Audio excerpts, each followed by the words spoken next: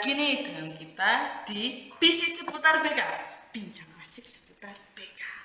Di episode kali ini kita kedatangan tamu spesial nih, yang dimana beliau adalah seorang yang aktif dalam mengikuti organisasi. Saat ini tentunya kita perlu pengalaman ya dalam berorganisasi, yang dimana itu kita mendapatkannya di mana saja, tidak harus di kampus. Dalam kegiatan apapun kita harus pasti mengikuti organisasi tersebut. Nah, untuk itu di episode kali ini kita akan membahas tentang jadi produktif tanpa burnout. Nah, di sini sudah ada narasumber kita. Halo Kak Angel. Hai, selamat malam. Selamat malam Kak. Gimana nih Kak kabarnya untuk hari ini? Baik, hari ini baik. Baik, buruk mesti diterima. Tapi hari ini so far so good. Ya, betul. Baik sekali. Puji Tuhan, alhamdulillah dengan kondisi yang baik kita bisa berkumpul di sini ya Kak ya. Nah, di sini kita dan teman-teman penasaran sekali nih tentang Kakak. Mungkin Kakak di sini bisa bercerita sedikit nih tentang Kakak dan kesibukannya Kakak tuh sekarang apain sih? Kerja apa? Oke. Terima kasih karena saya diajak di podcast yang menarik ini ya, seputar BK, bisik-bisik ya. BK biasanya open, ini bisik-bisik. Oke. Saya saat ini domisili di Solo.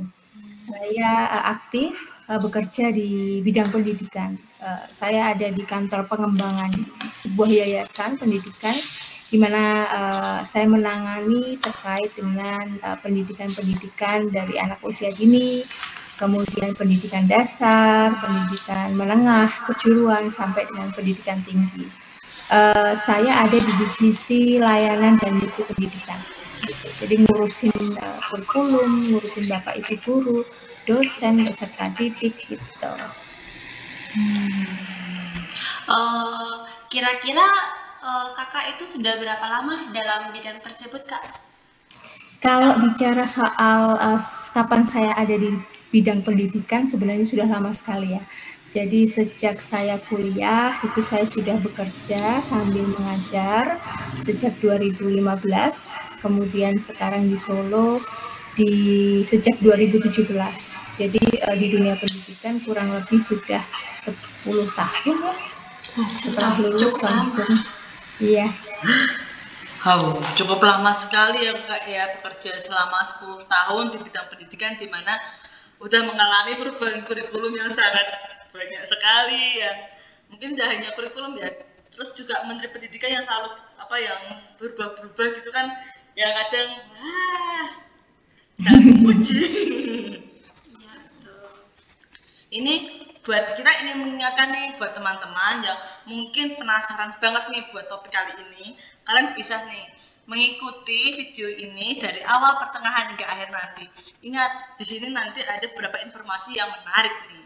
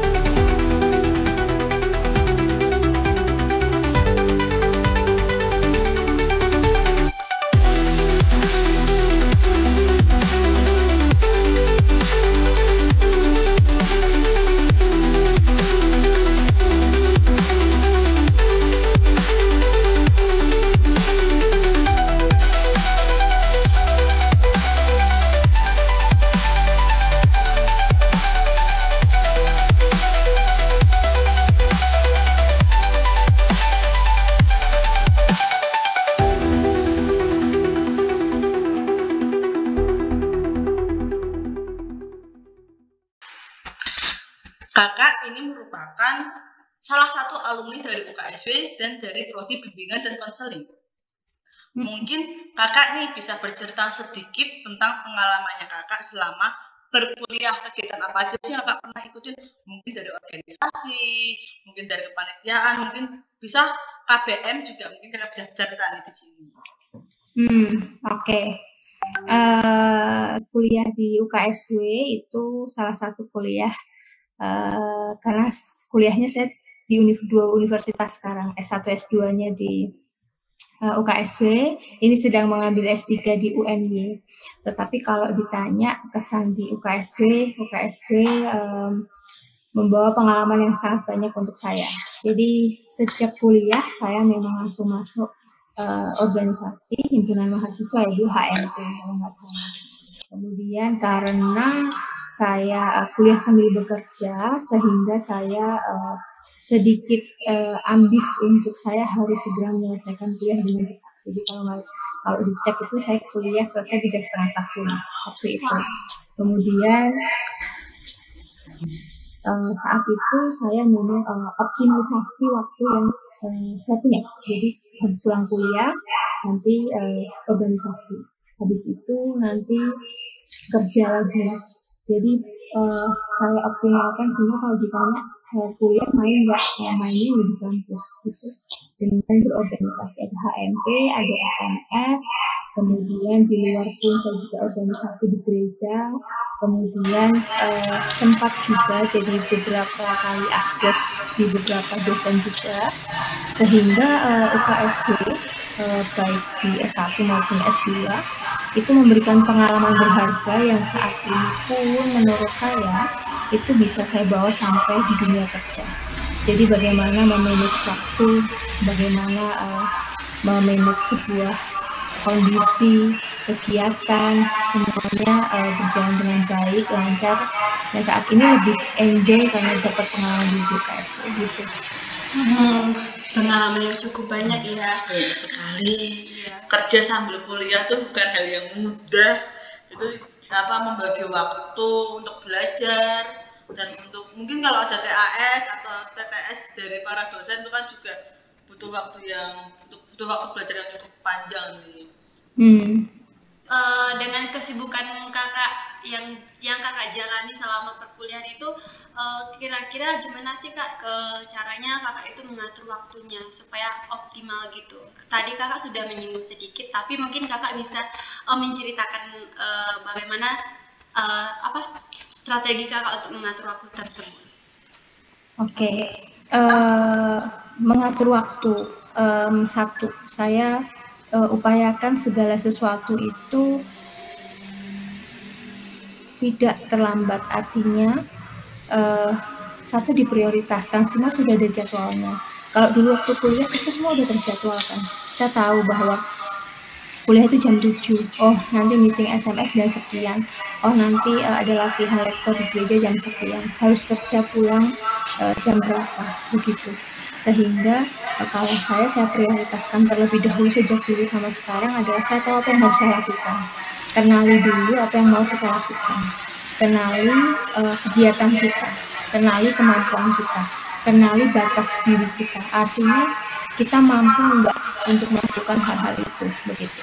Yang pertama, dan yang selalu saya lakukan kalau dulu mungkin saya tulis kegiatannya apa saja. Tapi kalau sekarang teman-teman bisa, ya kita udah punya handphone ya, di situ ada Google Calendar yang bisa kita remind kapanpun untuk kita minta tolong. Jadi nggak perlu minta tolong orang lain. Untuk hari ini aja saya diingatkan sudah sejak kemarin oleh Google. Ya, di sini ada podcast habis ini. Oh, ini ada kegiatan ini. Jadi menurut saya you have to know apa yang harus kamu lakukan. Juga dibuat juga to-do list-nya apa. Jadi tidak menunggu, harus diingatkan, tidak menunggu. Tiap orang beda-beda ya, karena kebutuhannya berbeda. Yang apa yang saya sampaikan belum tentu cocok untuk orang lain. Tapi kalau saya waktu itu menulis, saya suka sekali jurnal, bikin jurnal. Bahkan kalau kerja hari ini sampai bulan Mei depan udah tahu apa yang harus dikerjakan. Udah dijadwalkan.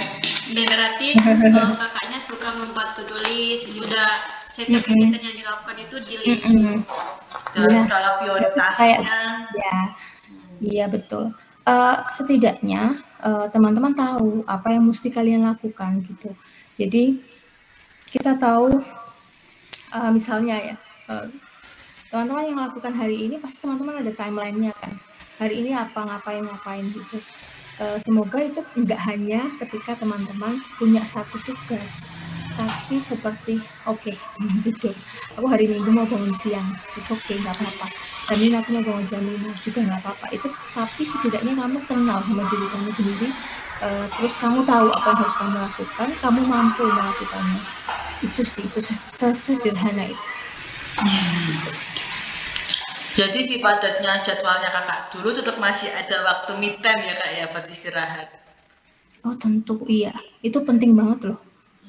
Bangun tidur sekarang coba kalian aktivitasnya banyak banget gitu ya. Terus ada yang cuma aku tidur 2 jam doang. Tapi 2 jam kalian ngapain? Kenapa sampai tidur hanya 2 jam? Begitu. Kalau diusahakan, aku ini nggak teoritis ya, cuman tidur itu sangat membantu. Tidur cukup ya. Tidur cukup sangat membantu produktivitas kalian juga. Karena sekarang kita nggak bisa tidur siang. Malam udah jam 11, habis jam 11 maybe beberapa teman-teman nonton drakor. Saya tuh takut sekali nonton drakor, takut nggak bisa berhenti. Iya. Saya nggak berani nonton drakor. Itu batas diri saya ya. Sedangkan kalau teman-teman mampu ya monggo, it's okay. Gitu. Bener sih, bener sekali yang dibicarakan oleh kakak. Memang kita tuh di jadwal yang padat seperti ini, terutama mungkin buat kita teman-teman yang sedang mengerjakan TA, mungkin juga sangat penting waktu istirahat, atau mungkin orang-orang yang sedang mempersiapkan karir ke depannya tuh kayak, mungkin tuh mereka sudah kayak, tuh aku besok mau kemana ya, tapi dengan mereka schedule yang sedikit berantakan. Iya, karena perlu diketahui bahwa kalau hari ini dengan besok itu sudah beda. Bahkan teman-teman habis ini lulus. Terus mau ngapain? Harus sudah tahu. Menurut saya harus sudah tahu. Karena kalau baru lulus kalian baru tahu mau apa, it's too late, terlalu terlambat. Karena kalau BK tentu pengennya jadi guru BK atau jadi dosen BK atau jadi expertnya di BK seperti Prof. Lodi misalnya gitu ya. Tetapi di dunia lain atau di bidang lain itu mesti sadar bahwa 1, 2, 3, 4, 5 tahun ke depan bisa jadi yang kita cita-citakan pekerjaan itu udah nggak ada. Ya, betul. Ya, itu contohnya misalnya yang 2030 kita diprediksi desainer sudah hilang gitu ya, sudah digantikan oleh AI misalnya. So paling penting adalah kita kenali diri kita, batas kemampuannya sampai mana, terus yang kita lakukan saat ini tuh sudah sesuai nggak sama tujuan kita. Dulu di S1 saya juga sebelum lulus sudah dapat kerja. S2 sampai nggak mau wisuda, cukup yudisium karena sudah bekerja, sehingga wisuda untuk saya untuk teman-teman juga bermakna, tapi bukan berarti tidak bermakna ya. Tapi saya lebih saya udah bekerja, ya udah. Akhirnya ketika teman-teman bisa memprioritaskan, membuat skala prioritas, jadi kenali batasan diri kalian, buat prioritas. Kemudian setelah buat prioritas, apa yang harus dilakukan untuk mencapai prioritas ini? Konkret ya, nggak yang ngawang ya. Kalau yang ngawang ya, aduh, yang konkret. Oke, berarti kakak mengikuti kegiatan kampus itu sangat banyak manfaatnya. Nah, teman-teman pasti di rumah tidak tahu manfaat kita mengikuti organisasi. Mungkin kakak bisa ceritakan manfaatnya di dunia kerja kakak sekarang pada saat mengikuti kegiatan kampus. Kegiatan organisasi menurut saya pribadi, karena sejak SMP, SMA, kemudian diperkuat di kampus UKSW, itu saya merasa bahwa kepercayaan diri, menjadi leading sektor, kemudian dalam mengambil keputusan, tidak harus mengambil keputusan besar, at least keputusan untuk kepentingan kita sendiri, kebutuhan kita. Keputusan itu bukan sesuatu aku mau kebijakan ini, aku mau memutuskan ini atau kegiatan ini, enggak. Keputusan besarnya adalah Anda mau bangun sekarang apa nanti, bangun tidur, sesimpel. Jadi yang paling sangat bermanfaat adalah kita diajari untuk independen, berani ngambil keputusan. Kalau saya paling kuat adalah kalau benar tuh saya nggak takut gitu aja.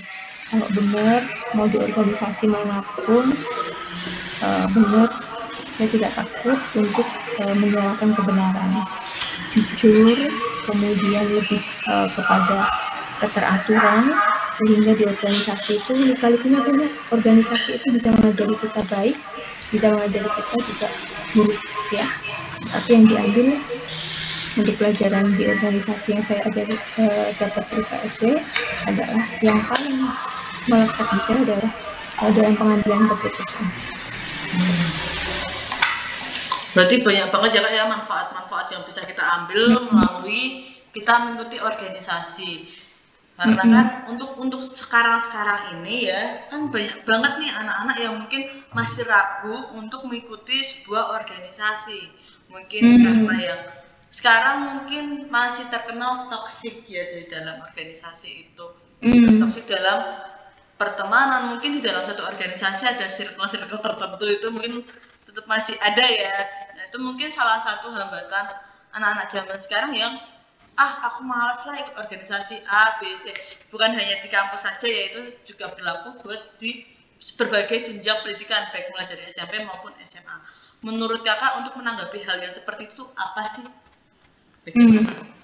Iya, untuk kita tahu bahwa seperti saya sampaikan bahwa organisasi itu bisa punya good impact atau bad impact untuk kita ya, berkaitan dengan circle ya, circle ya.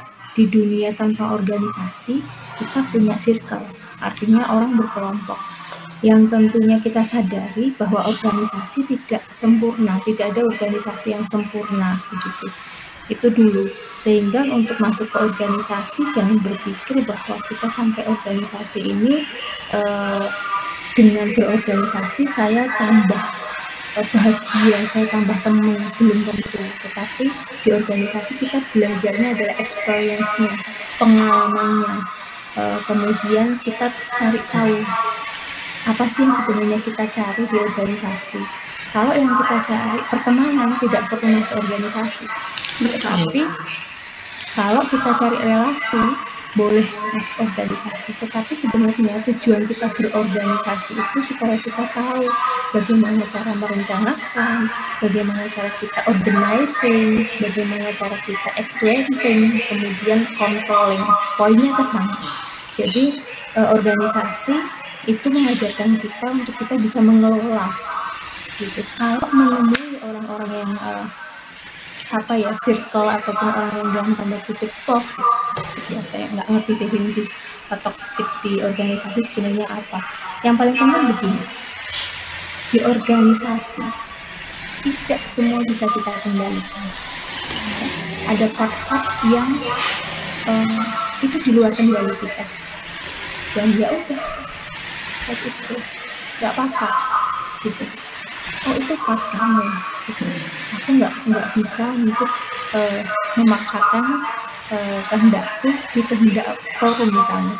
Jadi ada hal-hal di luar kendali kita yang harus kita terima. Poinnya itu di organisasi. Tidak bisa di organisasi itu juga semuanya harus mau apa itu mau kita, nggak bisa gitu. Tetapi poinnya yang bisa saya sampaikan di organisasi, apalagi di kampus, teman-teman bisa manfaatkan pengalamannya, karena itu bisa dibawa sampai teman-teman kerja gitu ya. Pengalaman yang jelek-jelek, mohon maaf ya, misalnya bikin LPG kemudian nggak jujur, itu waktu itu saya lumayan tentang itu, karena ya saya nggak pas, karena pertanggungjawaban kita tidak ke organisasi. Kalau saya itu kan juga ya, saya takut gitu. Jadi poinnya kalau ada yang toksik ya udah, kalau kita bisa kontribusi untuk menghilangkan toksik itu nggak apa-apa. Tapi kalau kita tidak bisa dan kita tidak bisa mengendalikan, ya udah kita on the track aja. Jadi sekali lagi ya, future needs experience, artinya masa depan itu butuh pengalaman, yang salah satunya bisa kita dapat dari berorganisasi. Benar sekali Kak, dengan organisasi itu kita berdua pun juga banyak pengalaman ya di dalam organisasi gitu. Maksudnya banyak pengalaman lah ini dari nilai-nilai kebersamaannya ya, sisi positifnya juga ada, yang sisi negatifnya pun juga ada, tapi kita mengambil sisi positifnya di dalam berorganisasi. Kalian juga akan mengenal banyak orang kan di organisasi. Yes, bener. Iya. Jadi di organisasi ketika ketuanya A ini, kemudian kepala divisi ketuanya ini, kalian tahu bahwa gaya kepemimpinan mereka pun beda, dan it's okay. Di dunia nyata pun dinamika itu selalu ada, termasuk dalam berorganisasi. Apalagi di mahasiswa, mumpung kalian mahasiswa, organisasi buat yang sebaik-baiknya dan sefun-funnya gitu. Karena organisasi ini tempat kalian belajar, tidak membawa kerugian besar begitu apabila ada kesalahan. Tetapi kalau keuntungannya besar, beda kalau udah di dunia kerja, kalian patah di organisasi, bisa kehilangan pekerjaan. Berarti dalam berorganisasi itu kita belajar bagaimana kita bertanggung jawab, bagaimana kita itu bisa membangun kepercayaan diri, dan bagaimana kita mengambil keputusan. Gitu. Salah satu pengalaman yang sangat bermakna dalam organisasi yaitu soal ketepatan waktu. Itu sangat-sangat on time. Meskipun kadang juga sesekali juga jam karet ya, tapi lebih sering ke manajemen waktunya dan ke on time-nya itu yang sangat-sangat kita dapatkan dari organisasi. Jangan tolerir ngaret. Jadi jangan tolerir. Iya, jadi dalam kondisi apapun, saya selalu bilang dengan tim kami bahwa kalau jam 7, saya selalu berusaha orang lain tidak menunggu. Tapi kalau bisa saya yang menunggu. Karena saya tahu rasanya kalau menunggu dan terlalu lama. Sehingga saya upayakan, misalnya kayak organisasi, oke, rapat jam 12 baru mulai jam 1. Kalau menurut saya itu sangat tidak oke, karena berarti organisasinya sudah tidak oke, tidak semuanya di waktu yang simpel gitu. Dengan tadi kakak udah banyak sharing nih dengan padatnya kegiatan ya kak ya, dan mungkin banyaknya rintangan-rintangannya nih. Mungkin kakak bisa nih memberikan tips sedikit aja, kalau bisa banyak ya kak ya, buat teman-teman nih yang mungkin sedang mengikuti organisasi, yang mungkin saat ini sedang stres-stresnya untuk programnya mereka, mungkin selain untuk adik-adik kita yang sedang mengikuti organisasi, mungkin untuk kita juga nih yang sedang mempersiapkan karirnya nih, mungkin kasih tips sedikit dong kak, biar kita tuh nggak burnout, biar kita tuh nggak kelelahan dalam mental dan fisiknya gitu. Oke. Berat ya pertanyaannya, karena untuk nggak stres itu belum ada indikator yang bisa berhasil untuk membuat betul-betul nggak stres 100% gitu. Kadang bahagia aja bisa bersama dengan stres, cuman kalau kita spesifikkan di dalam organisasi ya, kemudian teman-teman ini kuliah, kemudian teman-teman ikut organisasi, selalu sadari yang teman-teman saat ini sedang tempuh. Artinya, aku mahasiswa, aku mahasiswa, tapi aku juga anggota senat. Aku juga anggota senat. Itu sadari dulu. Sehingga ketika teman-teman kenal apa yang teman-teman saat ini sedang lakukan, teman-teman akan beranjak ke level berikutnya. Karena aku mahasiswa, masih kuliah, aku juga ikut organisasi, baik di kampus maupun dimanapun itu. Prioritas itu yang mana dulu nih? Gitu. Tentukan prioritas kalian setelah kalian mengenali apa yang sedang kalian lakukan. Ketika kalian sudah sadari, kenali batasan diri kalian, bikin skala prioritas. Kalau saya sampai saat ini selalu menulis, memang itu sangat membantu saya. Saya tulis. Kalau sekarang kita sudah punya ada tab, ada handphone, saya sangat mengoptimalkan handphone, nggak cuma buat WA ya, tapi juga sebagai reminder saya, sebagai itu saya optimalkan gitu. Yang saat ini kalian lakukan cepat diprioritaskan, efisien sama efektifnya mesti diseimbangkan. Oke, kalau udah senat terus ngerjain tugas, lupa ngerjain tugasnya, senat mahasiswa tidak akan membantu Anda lulus cepat kalau tugasnya juga tidak selesai, kalau nggak dikerjakan. Jadi senat ataupun himpunan mahasiswa gitu ya, pengurus organisasi juga sulit. Berikutnya adalah kalau kita memang nggak mampu, setelah sadari, kenali batasan diri kita, sudah kita kenali, bikin skala prioritas. Oh, ini aku bisa bisa sendiri. Oke, ini bisa ya seperti saat ini kalian berdua adalah menurut saya menunjukkan bahwa saya butuh teman untuk melakukan podcast ini. Saya tidak bisa sendirian. Sehingga salah satu tugasnya adalah, oh saya butuh bantuan. Itu mesti sadar. Gitu. Ketika skala prioritasnya sudah, kita kalau nggak mampu bilang, sehingga kita bisa minta tolong, delegasikan ke orang, gitu ya. Kemudian selanjutnya kalau yang saya lakukan adalah makan cukup sih. Jangan lupa jajan, makan cukup. Karena mahasiswa sekarang tiba-tiba asam lambung dengan sangat bangganya karena sibuk banget. Hei, kalian sibuknya bagaimana sampai nggak makan? Itu tidak membanggakan ya. Jadi tetap jaga kesehatan. Jadi setelah jaga kesehatan, kalian bisa balance. Sesimpel itu.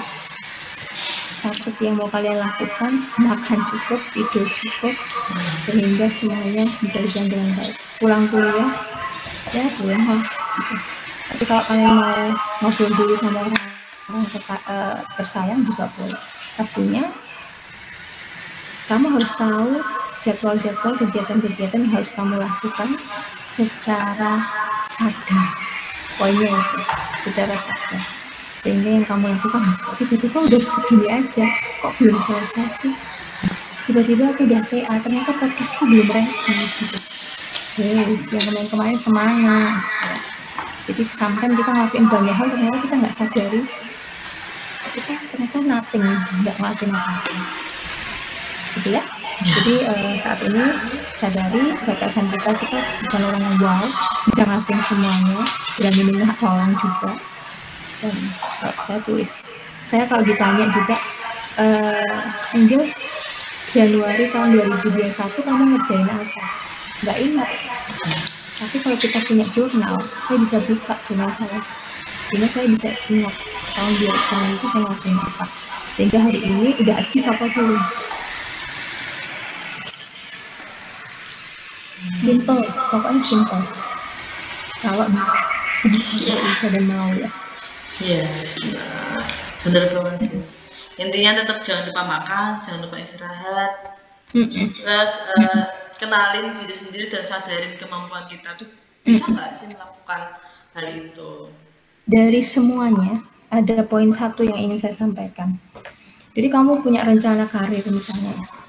Setelah ini saya pengen ini bla bla bla bla, saya mau P3K, saya mau PPG, saya mau jadi S2 dan sebagainya. Poinnya adalah satu, atensi. Tahu nggak yang dimaksud atensi apa? Biasanya wah atensi itu perhatian. Kita ngaku punya Tuhan misalnya, kita udah ngaku punya Tuhan, tapi kita cuma ngaku doang, tapi kita nggak atensi fokus ke Tuhan. Sama, kamu mau S2 setelah lulus, kamu mau podcast ini berhasil dengan nilai nantinya A, atensi nggak di situ?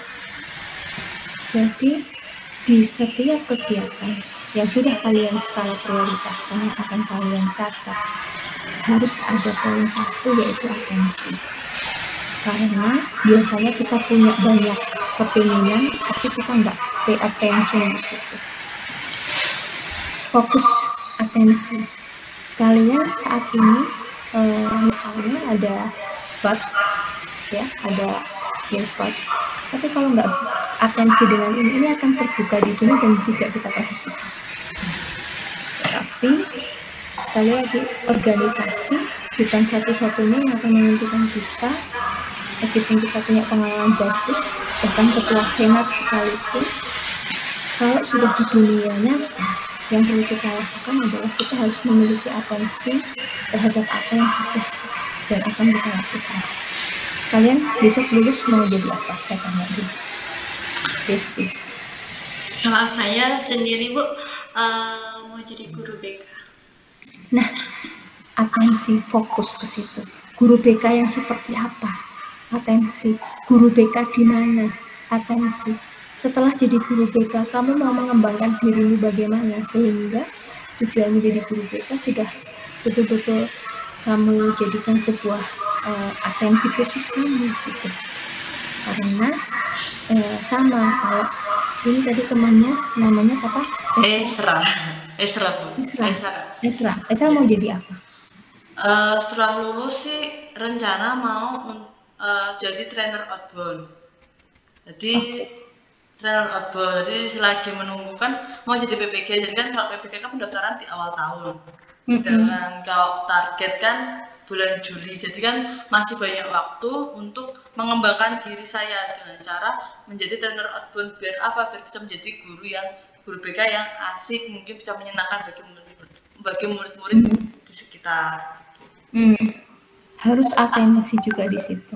Kalian harus tahu spesifik apa yang harus kalian lakukan dan beri atensi di situ. Itu sih. Karena sulit untuk kita bisa bikin. Kita punya banyak kepengen, tapi kadang kita nggak atensi di situ. Gitu ya.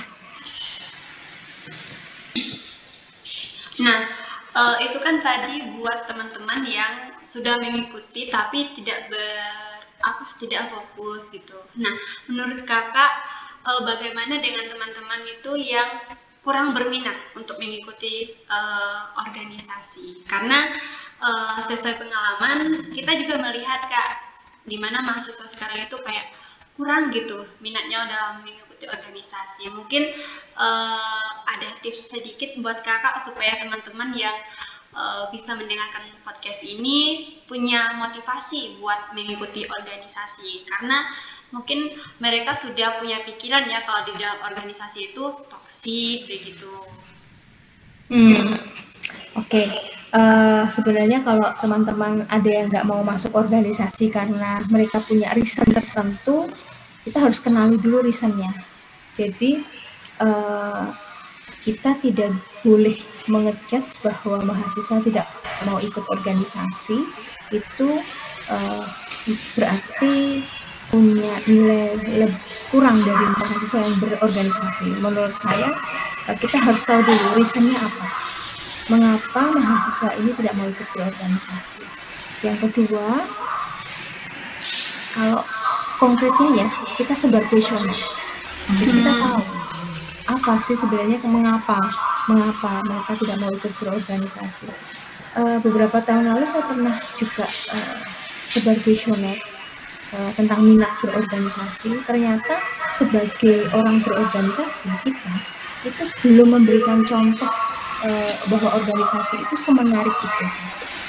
Kedua, ternyata dikenali oleh mahasiswa non-organisasi bahwa sering terjadinya konflik. Ketiga,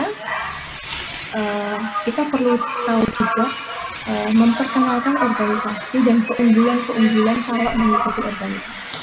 Jadi lebih brandingnya tentang berorganisasi itu manfaat bagusnya untuk mahasiswa apa? Karena jangan-jangan bukan mereka tidak mau, tetapi mereka belum tahu apa sih sebenarnya manfaat dan benefit yang akan mereka terima ketika mereka masuk di dalam organisasi. Yang pertama tadi paling penting adalah reason mereka, gitu ya. Karena bisa jadi anak-anak yang tidak berorganisasi di kampus mereka sudah punya organisasi di luar, gitu. Tetapi ada juga yang sama sekali memang nggak minat berorganisasi, itu betul ada sebagian orang seperti itu. Tetapi yang perlu kita lakukan adalah menghormati mereka dan tetap menerima mereka dan melayani mereka, gitu. Artinya kamu bukan mahasiswa yang masuk ke organisasi, kamu bukan orang yang masuk ke organisasi, tetapi melalui organisasi saya di Senat ataupun di luar, kamu akan mendapatkan manfaatnya melalui kegiatan dan programnya. Itu sih poinnya. Sangat bermanfaat nih buat mungkin anak-anak yang sedang mengikuti organisasi, yang kan sekarang tuh fenomena yang sekarang tuh banyaknya organisasi yang mau kekurangan anggota. Nah, mungkin bisa nih mereka melakukan riset-riset seperti itu. Maksudnya kenapa sih kok mereka kurang berminat untuk mengikuti organisasi, masalahnya ada apa aja nih. Mungkin itu merupakan salah satu solusinya juga.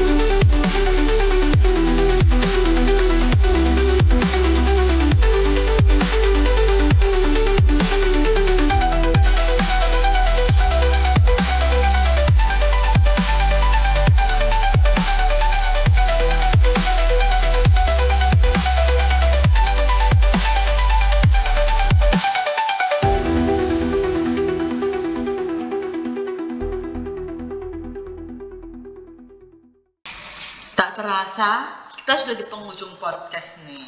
Di sini kakak bisa nih mungkin memberi motivasi untuk adik-adik dan teman-teman untuk mengikuti organisasi, dan untuk kita juga nih kak yang sedang mempersiapkan karirnya, mungkin kita juga perlu motivasi nih, butuh semangat. Iya. Apa kurang semangat? Kok butuh disemangatin? Ya kurang sekali kakak, nggak ada penyemangat soalnya. Oke, berorganisasi itu keputusan teman-teman. Nanti mau ikut apa enggak, it's your choice, gitu ya. Cuma saya mau berbagi pengalaman bahwa berorganisasi itu untuk saya itu sangat membantu, gitu. Karena membuat saya semakin mandiri tentu ya, satu. Kedua, saya yang sendiri mandiri dulunya itu bisa mengambil keputusan-keputusan, baik keputusan kecil maupun keputusan yang besar, begitu. Dengan pertimbangan. Kalau berorganisasi itu kita punya kacamata banyak, gitu. Sehingga kalau sampai sekarang pun di dalam bekerja, di dalam saya memutuskan untuk studi lanjut lagi, kemudian di dalam kehidupan bermasyarakat, kehidupan berkeluarga, itu kita diajari untuk mempertimbangkan tidak dari satu profil saja. Jadi tidak satu sudut pandang. Kalau hanya dari satu sudut pandang ngeri, karena apalagi itu sudut pandang kita, pembenarannya dari kita. Poinnya adalah dari berorganisasi saya dapat pengalaman untuk saya lebih tasik dalam menghadapi dunia ini ya, pekerjaan, kemudian kalian masih TA, kemudian habis lulus, percayalah kehidupan sesungguhnya itu yang akan kalian jalani adalah setelah lulus. Kalau dia jadi mahasiswa, wah senang banget ya mahasiswa ya, setelah lulus kerja apa gitu ya. Jadi menurut saya ketika ada yang bertanya gitu, kalau orang yang sudah berorganisasi bisa menjawabnya dengan sangat, iya sudah lulus, kerja apa, sedang mencari, Anda ada tawaran. Infoloker. Oke, infoloker misalnya. Jadi nggak dibawa baper. Harusnya ya. Kemudian sekali lagi kayaknya lebih tertata kalau kita sering berorganisasi. Lebih tertata bukan berarti semua tertata loh ya. Itu nggak mungkin semuanya tertata dengan tertata, nggak mungkin. Sometimes juga ada trouble gitu. Jadi ketika menghadapi masalah pun kita bisa lebih oke, ini masalah harus aku selesaiin pakai cara ini gitu. organisasi itu pengalamannya tidak membuat kita kuat juga menghadapi masalah, tetapi setidaknya kita bisa, oke, habis ini aku harus begini karena masalah ini, gitu ya, kurusah gitu. Poinnya adalah dengan organisasi teman-teman lebih bisa mempertimbangkan beberapa hal untuk membuat sebuah keputusan. Teman-teman lebih percaya diri, teman-teman mudah bergaul juga. Menurut saya itu yang saya alami. Nah, jadi saya mengajak teman-teman, kalau teman-teman mungkin ada waktu, teman-teman punya waktu, ingin lebih produktif ya menurut saya, gabung aja di organisasi-organisasi yang positif. Gimana kita bisa tahu organisasi itu positif adalah ketika kita di dalamnya tumbuh jadi lebih baik. Kita ada grup di situ yang tumbuh bukan fixed mindset ya, tapi ada pikiran-pikiran yang terbuka gitu. Gimana organisasi yang tidak baik ya, yang bikin kita makin buruk dan berkorok, bikin kita masuk ke dalam jajaran korupsi sejak dini, itu dah jelas tolong dihindari ya, tidak disukai, tidak baik, itu malah justru diajari di kampus-kampus yang menurut saya kurang pas gitu. Tetapi di UPSI semoga tidak ada ya.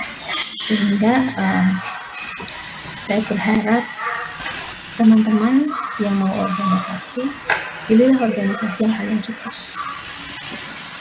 Jadi tidak ada ke organisasi yang harusnya yang bikin kalian terpuruk. Intinya kalau organisasi membuat keburukan, membuat kamu punya kebiasaan buruk, tinggalkan. Kalau bikin tumbuh, stay di situ dan ikutlah membangun organisasi itu. Gitu sih. Gitu. Ayo ikut organisasi gitu ya. Ayo ikut organisasi yang baik ya. Karena pengalaman saya, Desti, Esra pun mungkin beda-beda. Karena sekarang banyak banget organisasi toksik, bahkan yang masuk organisasi merasa lebih tinggi. Tidak. Kamu kalau masuk organisasi berarti kamu harus membuat program untuk melayani mahasiswa. Kamu bukan petinggi.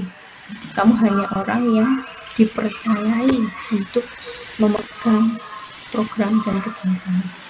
Karena kamu punya kemampuan di situ. Tidak mengartikan kamu lebih tinggi dari lainnya, tapi kamu mampu melakukan itu. Punya kemampuan di situ. Dan tentu buat kamu juga merasa lebih percaya diri sama diri kamu sendiri. Mungkin itu ya kesimpulannya. Saya tidak bisa menyimpulkannya, tetapi paling tidak kalian mau berorganisasi atau tidak itu pilihan kalian.